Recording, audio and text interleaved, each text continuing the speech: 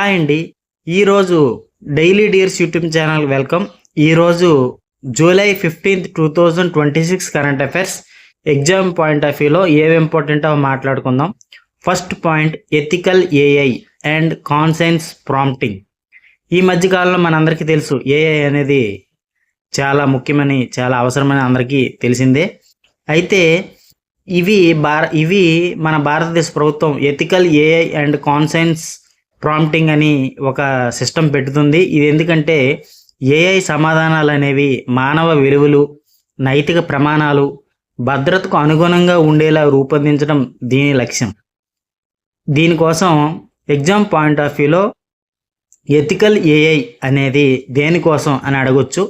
Answer వచ్చి మానవ విలువలు, నైతిక ప్రమాణాలు, భద్రతకు అనుగుణంగా ఉండేలా రూపొందించడం కోసం ఇది ఒక ఏఐ, ఆర్టిఫిషియల్ ఇంటెలిజెన్స్ అని మనం చెప్పుకోవచ్చు.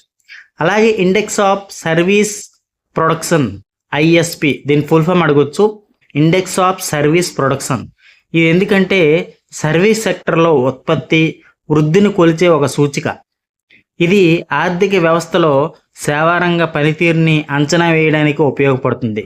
ముఖ్యంగా బ్యాంకింగ్, రవాణా, టెలికమ్యూనికేషన్ మొదలగు వాటిల్లో, టూరిజం అలాంటి వాటిల్లో ఇది చాలా ముఖ్యంగా యూజ్ చేయొచ్చు. అలాగే కోడెక్స్ ఎలిమినేటరీస్ కమిషన్, సిఏసి, ఇది వరల్డ్ వైడ్గా ఫుడ్ సేఫ్టీ ప్రమాణాలను రూపొందించే ఇంటర్నేషనల్ ఆర్గనైజేషన్ అనమాట. CAC, codex alimentarius commission. ఇది ఎప్పుడు స్టార్ట్ చేశారంటే 1963. దీన్ని ఆర్గనైజ్ చేస్తుంది ఎవరంటే FAO, food and agriculture organisation, and WHO, world health organisation. ఈ రెండు కలిసి ఈ సిఏసిని ఆర్గనైజ్ చేస్తున్నాయి. అలాగే టిబెటన్ పీఠభూమి ఈ మధ్యకాలంలో ఈ న్యూస్లోకి వచ్చింది. ఎందుకంటే వాతావరణంలో మార్పుల వలన హిమనదులు కరిగిపోతున్నాయి. ఈ నేపథ్యంలో ఇది చాలా ఇంపార్టెంట్ అయ్యే ఛాన్స్ ఉంది. దీని ప్రపంచంలో ఎత్తైన పీఠభూమి.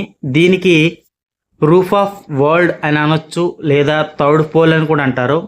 దీని 4500 మీటర్లు ఉంది దీని ఎత్తు.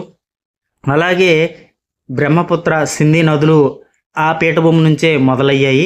సో ఇది చాలా ఇంపార్టెంట్ అండి ఎగ్జామ్ పాయింట్ ఆఫ్ వ్యూలో. ఇలాంటి మరిన్ని కరెంట్ అఫైర్స్ కోసం నా ఛానల్ని చూస్తూ ఉండండి.